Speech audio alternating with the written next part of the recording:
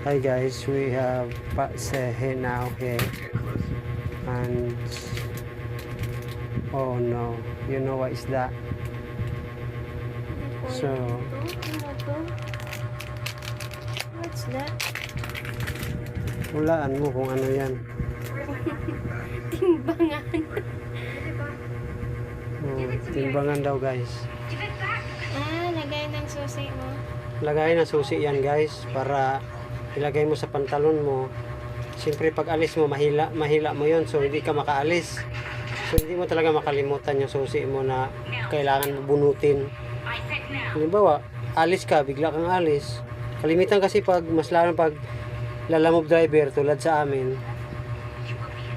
Tapos tatawagin kami ng pipick upan namin o kaya yung drop off namin. Dadali namin yung parcel o kaya kukunin namin yung parcel.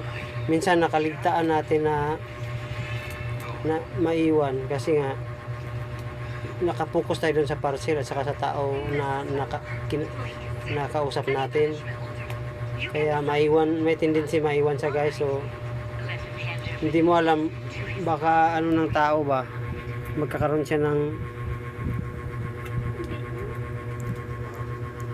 bad plan.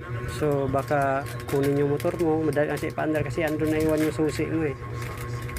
So ano masasabi mo? Okay siya. Okay. Mga ilang percent? 100%.